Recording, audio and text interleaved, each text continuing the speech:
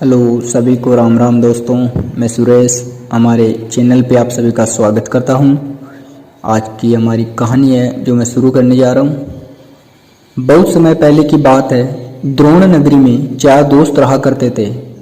इन चारों में से 3 ब्राह्मण कई तरह की विद्याओं में निपुण थे, जबकि चौथे के पास किसी तरह की विद्या नहीं, लेकिन वह बहुत बुद्धिमान था।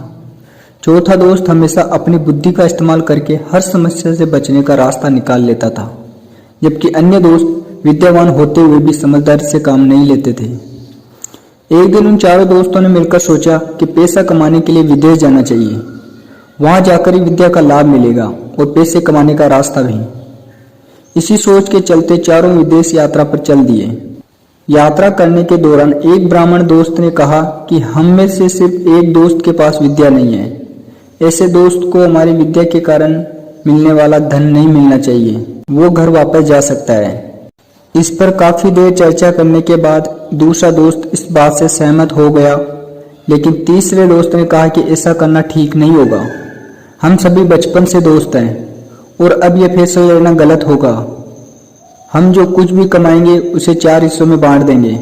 इस बात पर सबने हामी भरी और सभी विद्या का चमत्कार लोगों को दिखाने के लिए आगे की ओर बढ़ने लगे।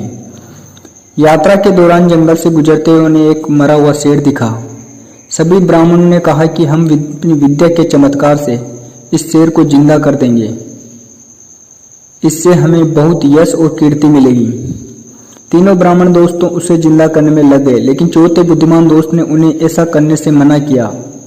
उसने कहा कि अगर तुम लोग इसे जिंदा कर दोगे तो वह जिंदा होते ही हम सबको खा जाएगा।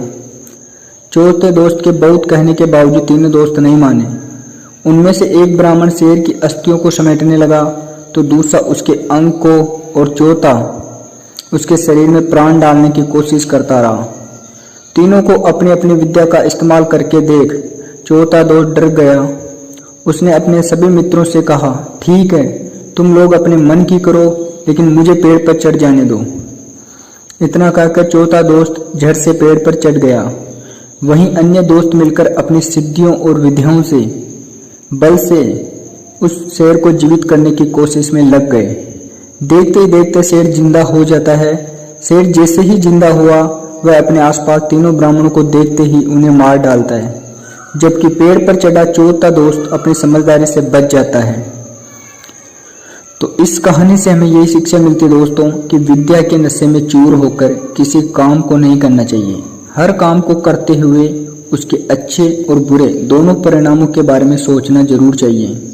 सिर्फ विद्या में निपुणता ही नहीं बल्कि बुद्धि का होना भी जरूरी होता है। तो हमारी कहानी आपको कैसी लगी आप हमें ज़रूर बताएं।